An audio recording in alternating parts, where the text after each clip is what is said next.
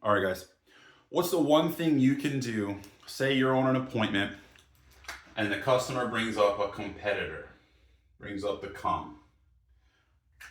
The easiest thing you can do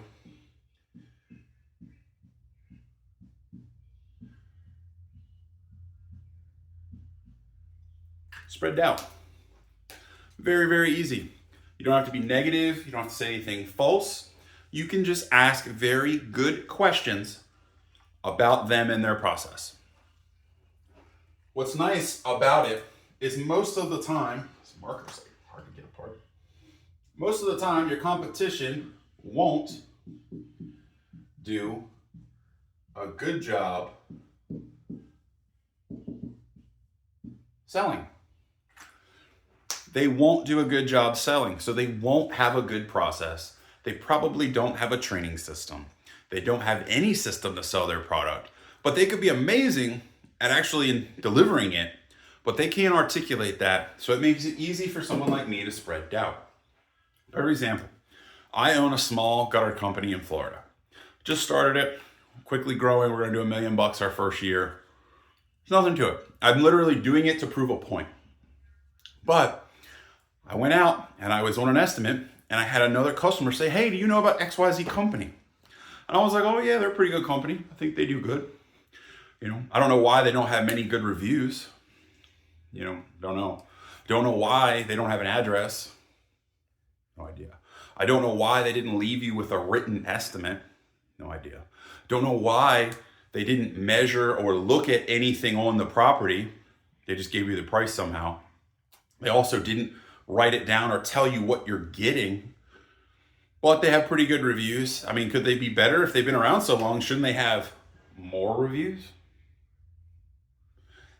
If they do so well at delivering the product, is that because they are so vague and generalized on the estimate that they can get away with whatever they install because they really didn't say anything in particular?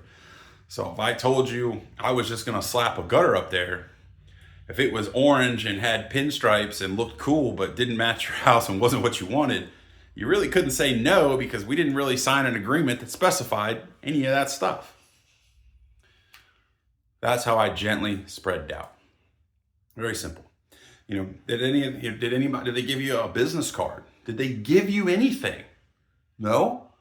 I wonder how they got their good rating. Did they show up on time? No. Did they show up at all? Well, yeah, somebody came out, but they were here for like 5 minutes. I said, when in your life has someone been in your life? When has somebody showed up for 5 minutes and told you a price and didn't measure anything? How accurate could it be? Spread doubt. I'm not saying anything bad about them. I'm asking questions about their process, about how they do things. How can they control quality if they don't do a good job on the front? If your first encounter with a company is negative, how do you think the next 5 encounters are going to be? It's safe to assume they would be negative. Now, they may not be, but do you want to risk that with your hard-earned money? What's that worth to you, Mr. Homeowner?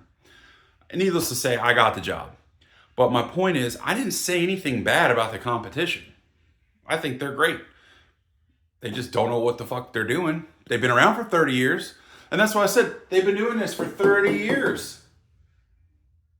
Still don't leave a written contract every time. Don't follow up with people. They don't take pictures. I was like, the guy was here for 5 minutes. What did he take pictures of?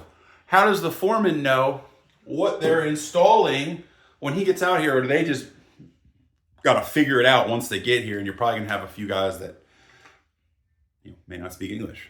Are you cool with that? You'd be amazed how easy it is to win.